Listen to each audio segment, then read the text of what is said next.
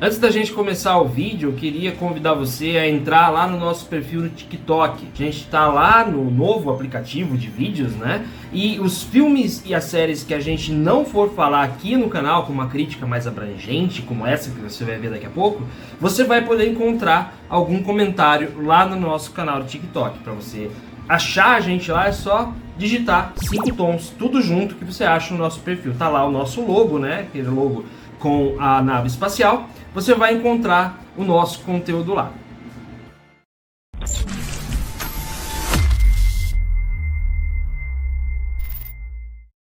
A Netflix tem se especializado através dos anos em adaptar histórias reais para séries e minisséries que prendem a atenção do público, justamente por isso, por encenar situações que muitas vezes são absurdas, mas que aconteceram de verdade em algum momento. É o caso, por exemplo, dessa nova minissérie em 6 episódios que está estreando nessa quinta-feira, chamada Clark. A história dessa série sueca acompanha a vida de um homem chamado Clark Olofsson, que se tornou um criminoso conhecido na Suécia, né, por usar o seu charme para cometer diversos crimes, além de ser um notório mentiroso. A produção aqui é baseada em sua autobiografia e traz alguns exageros que são ressaltados pela produção, que sempre faz questão de enfatizar como Clark é um homem muito, mas muito cheio de si, para dizer o mínimo. Então a gente tem a série acompanhando a vida do Clark desde o começo da sua carreira de crimes, quando ele, ainda muito jovem, conseguia, né, usar o seu charme, né,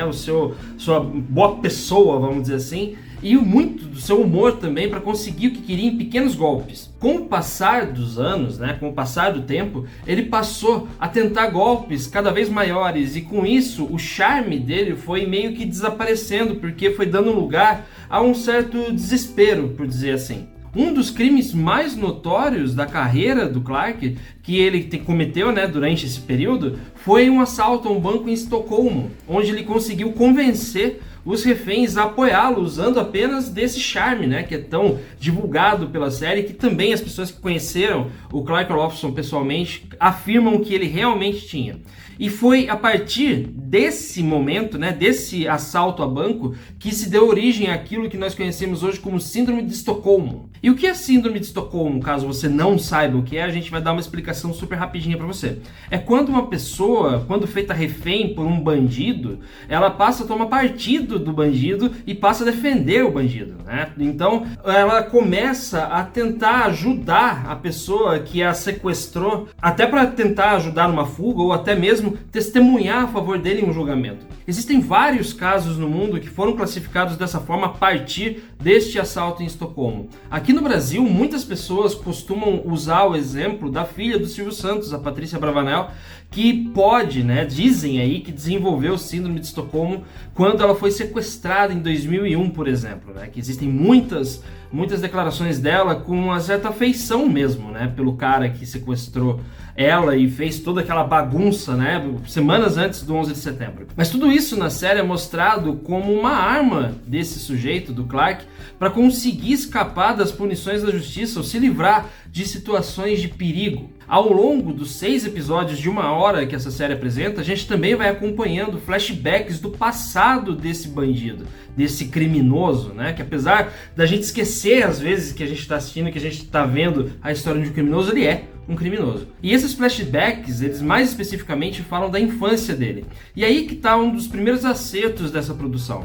Ao trazer a repetição dos eventos do passado de forma diferente, a gente vai entendendo como funciona a mente do Clark. Há tantas camadas de mentira nas coisas que ele conta, que a verdade vai aparecendo apenas aos poucos, e as situações que são verdadeiras, vão se mostrando cada vez mais pesadas, vão ficando cada vez mais tensas, porque ele, nos flashbacks, né, que a gente está vendo, no começo ele amacia a história, e depois a gente vai vendo qual é a verdadeira história, que é muito mais triste, muito mais pesada do que ele fazia supor. E quem interpreta o Clark nessa minissérie é o Bill Skarsgård, né, que ficou bastante conhecido nos últimos anos por seu Pennywise, lá nos 2 filmes do It, A Coisa. Longe daquele papel assustador que ele fez nos filmes baseados no livro do Stephen King, aqui ele usa o charme dele para convencer no papel e consegue se sair muito bem nesse sentido, porque o personagem, ao mesmo tempo, é engraçado, arrogante e muito, mas muito desafiador.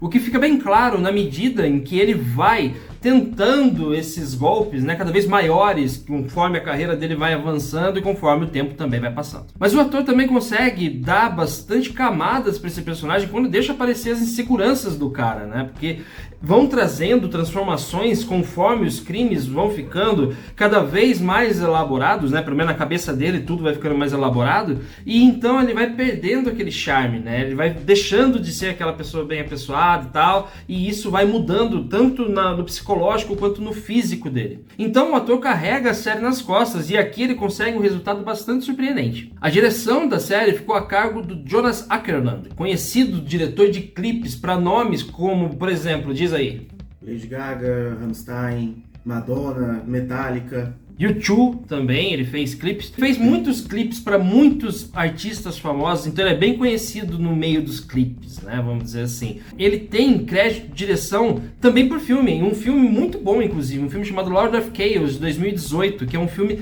fantástico. A gente adorou o filme, né? Muito bom o filme, até é a história de quem? Do Mayhem, né?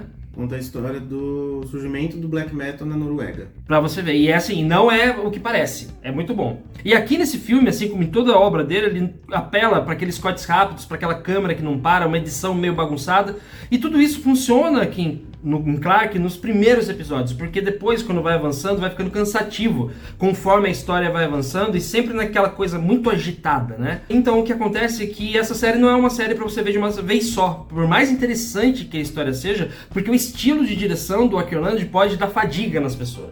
Tudo é filmado como se fosse um enorme clipe, então tudo é muito clipado, né? Vamos dizer assim. É difícil de acompanhar às vezes, mas a história compensa. E o roteiro brinca com as situações em que o personagem principal se mete e, como a gente já falou, traz esses flashbacks de uma forma muito inventiva, ao ir revelando aos poucos o que é verdade e o que é mentira nas lembranças do Clark. Para quem achava que essa série também seria, né, uma explicação enorme sobre a síndrome de Estocolmo, a gente tem uma má notícia para quem estava esperando por isso, porque na verdade essa situação, o crime que gerou, né, a criação desse termo da síndrome de Estocolmo, aparece apenas no 4º episódio. Então, se você está indo com a expectativa de ver este crime específico e a criação desse termo em específico, você pode se frustrar. Mas a explicação que é dada no episódio 4 é muito detalhada, então você vai acabar gostando de qualquer forma. Em geral, essa série tem ótimos momentos de suspense, tem ótimos momentos de drama e, sobretudo, de comédia de humor negro, que é o grande destaque aqui. É uma história real sobre um homem que tem um olhar muito particular sobre si mesmo. Ao mesmo tempo em que pode ser uma pessoa de métodos que podem chocar as pessoas,